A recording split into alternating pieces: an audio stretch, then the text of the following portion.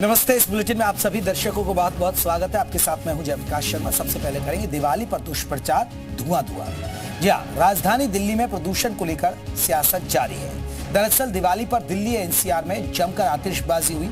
अगले दिन दिल्ली का प्रदूषण स्तर तेजी से बढ़ा। यह अलग बात है कि दिल्ली सरकार की तरफ से पटाखों पर बैन का आदेश दिया था।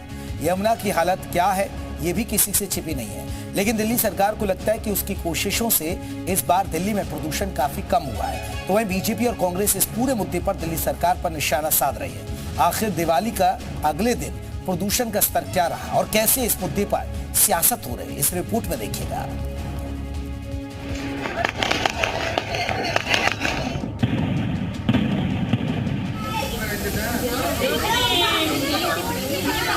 बैन के बावजूद भी जलाएं, कैसे जलाएं ये तो गवर्नमेंट को देखना चाहिए, सरकार को देखना चाहिए कैसे बिक रहे हैं।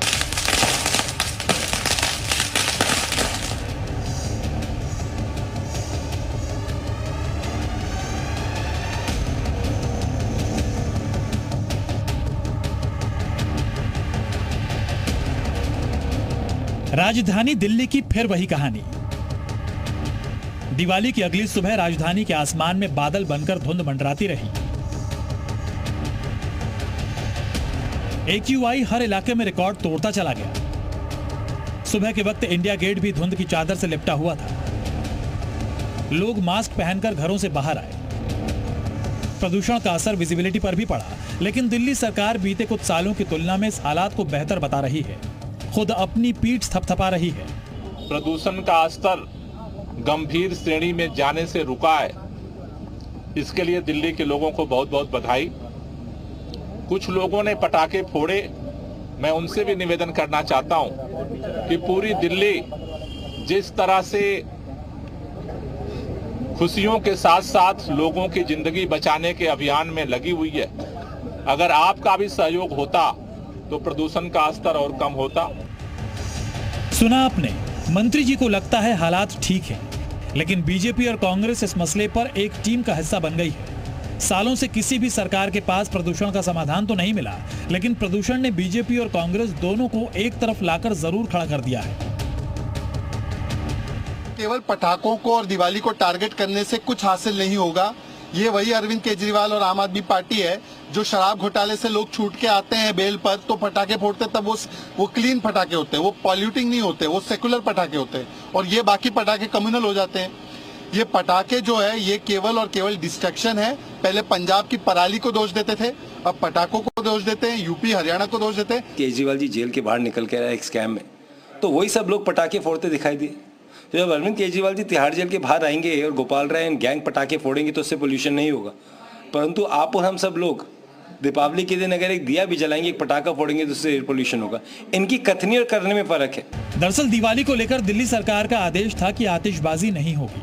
पटाखों की बिक्री पर रोक के लिए करीब 400 टीमें बनाई गई थी, लेकिन दिवाली के जश्न के आगे सभी तैयारियां बौनी साबित हुई। तस्वीरें गवाह हैं कि दिल्ली में जमकर पटाखे फोड़े गए। हर साल की तरह दिल्ली वासियों के पटाखे को ही विलन बनाया गया। पब्लिक को भी थोड़ा नोटिस करना चाहिए ना। अगर पब्लिक ही अगर दिल्ली को साफ नहीं रखेगी तो फिर कौन रखेगा? गवर्नमेंट भी इसमें कहां तक हद तक कर सकती है। दिवाली की अगली सुबह दिल्ली में AQI का स्तर कई जगहों पर 400 के करीब पहुंच गया।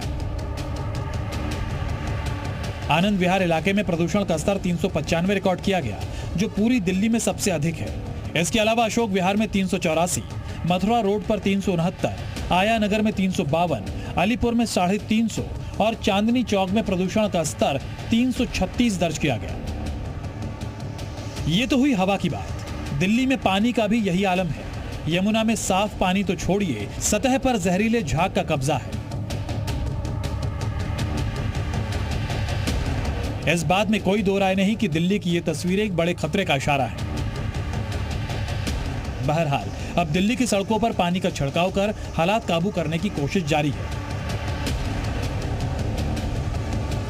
लेकिन दिल्ली NCR के हर इलाके में प्रदूषण की वजह से हालात बेहद खराब हैं। कैसे कहाँ इनका भंडारण किया गया था? उत्पादन तो हो चुका था, लेकिन इनकी बिक्री कहाँ से हो रही थी? तमाम दिल्ली के ऐसे इलाके हैं जहां लोगों ने पाबंदियों के बाद, बैन के बाद, पुलिस पेट्रोलिंग के बाद भी पटाखे जलाए हैं। वीडियो जर्नलिस्ट राहुल राय के साथ नीतू झा, ज़ी मीडिया।